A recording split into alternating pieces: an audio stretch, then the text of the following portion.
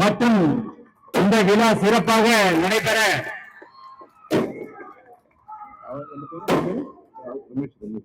திரு RS Ramesh அவர்களே, இவ்விழாவில் கலந்து கொண்டு சிறப்பித்துக் கொண்டிருக்கும் மாணவ மாணவிகளே, பெற்றோர்களே, தாய்மார்களே, பெருமதிக்குரிய நண்பர்களே, என் மீது அளவில்லா அன்பும் அதிக நம்பிக்கை வைத்திருக்கும் என் ரசிக பெருமக்களே, பத்திரிகை மற்றும் ஊடக நண்பர்களே, உங்கள் அனைவருக்கும் என் பணிவான அன்பான வணக்கத்தை தெரிவித்துக் கொள்கிறேன். இன்று உங்கள் அனைவருடன் இணைந்து பெருந்தலைவர் திரு காமராஜ் அவர்களின் திருவுருவச் சிலையை அவரது பிறந்த நாளான 124வது பிறந்த நாளான இன்று திறந்து வைப்பதில் பெரும் மகிழ்ச்சி கொள்கிறேன்.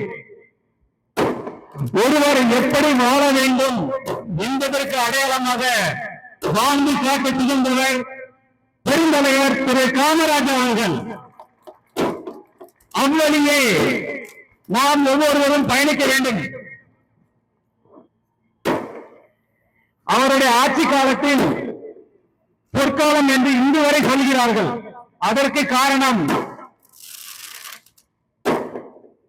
மக்கள் தேவையில் அத்தியாவசியமான துறைகளில் மருத்துவம், கல்வி, பொருளாதாரம் அந்த மூன்றையும் திறம்பட செய்து தமிழ்நாட்டை இந்தியாவின் முதன்மை நிலைக்கு எடுத்து சென்றவர் கர்ம வீரர் காமராஜ் அவர்கள்.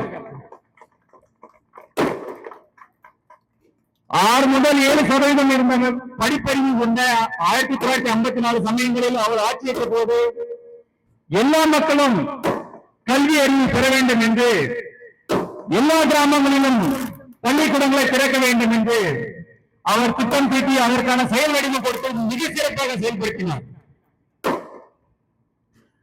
அதே போன்று அதுக்கு மேலும் அறிவிப்பதற்கு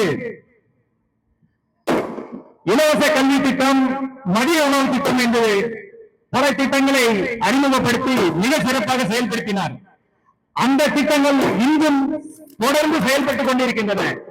அந்த அளவிற்கு அவர் ஒரு தீர்க்கதரிசியாக செயல்பட்டுக் கொண்டிருந்தார்.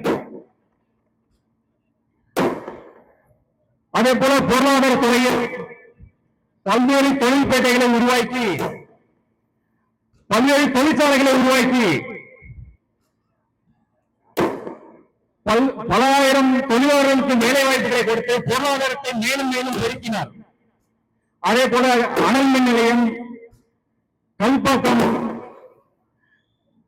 அதே போன்று பல அணுமின் நிலையங்களை தொடர்ந்து மின்சார தேவைகளையும் உற்பத்தியும் மிக சிறப்பாக அந்த காலத்திலேயே ஏற்படுத்தினது. அந்த காலத்தில் அவ்வளவு டாட்டா கிடையாது. அந்த அளவுக்கு நம்மள்கிட்ட கம்ப்யூட்டர் வசதி கிடையாது. இந்த அளவுக்கு ஒரு பெரிய டாட்டாவில் நம்ம எதுவுமே கிடையாது. பட் அந்த காலகட்டத்தில் அவர் மிக சிறப்பாக செயல்பட்டு ஒரு தொலைநோக்கு பார்வையோடு செயல்பட்டு நம் தமிழகத்தை இந்தியாவின் முதன்மை மாநிலமாக எடுத்து சென்று கொண்டிருந்தார். அதோடு சுகாதாரத்துறையில் அந்த காலத்தில் போலியோ சொட்டு மருந்து, சின்னம்மை, பெரியம்மை போன்ற பல்வேறு நோய்களுக்கு இலவச மருத்துவங்களை கொடுத்து பல்வேறு மருத்துவமனைகளையும் நிறுவி மிக சிறப்பாக செயல்படுத்த இந்தியாவிற்கு ஒரு முன்னுதாரணமான மாநிலமாக செயல்பட்டுக் கொண்டிருந்தார். அதே போன்ற காமராஜ் அவர்களை கிங் மேக்கர் என்று சொல்லுகிறோம். கிங் மேக்கர்ன்றது அவரை ஈஸியில் இந்த இந்தியாவிலே வாங்கின ஒரே ஆள் அவர் தான். ஏன்னா தமிழகத்தில் 3 முதலமைச்சர்களை சுட்டிக்காட்டி இவர்தான் முதலமைச்சர் என்று நம் தமிழகத்துக்கு சுட்டிக்காட்டியவர் திரு காமராஜ் அவர்கள். அதே போல மத்தியில் ஆளும் பிரதம மந்திரி யார் என்பதையும் 2 முறை சுட்டிக்காட்டி இந்தியாவிற்கு வழிகாட்டியவர் திரு காமராஜ் அவர்கள். அப்பேற்பட்ட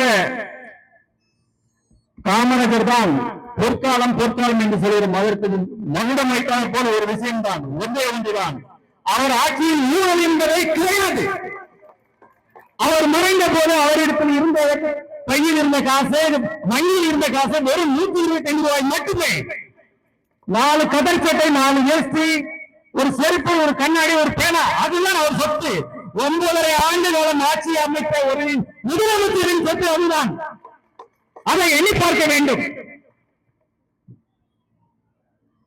இந்த நேரத்தில் காமராஜரின் 124வது பிறந்த நாளில் நாம் தமிழக மக்கள் அனைவரும் ஒரு உறுதிமொழி எடுக்க வேண்டும். அதாவது ஒரு சகோதரத்துவம், அதே போல எல்லோரும் சமூக அக்கறையோடு நம்ம குடும்பத்துக்காக ஓடுறோம், உழைக்கிறோம், காசு பணம் சம்பாதிக்கிறோம். அது தப்பே இல்லை. அது 100க்கு 100 அது வேணும், அதான் முதல்ல.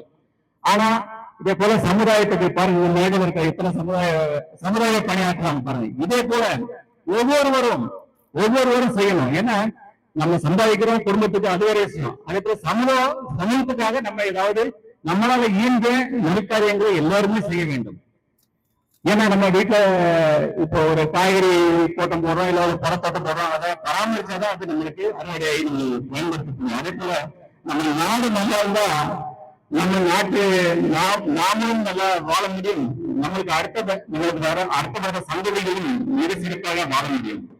எல்லோரிடத்தும் அன்பாக இருக்கும், எல்லோரிடத்தும் நட்பு கரத்தோடு செயல்படுவோம். ஒரு புதிய அன்பான உலகை உருவாக்கும் என்று விடைபெறுகிறேன். நன்றி, வணக்கம்.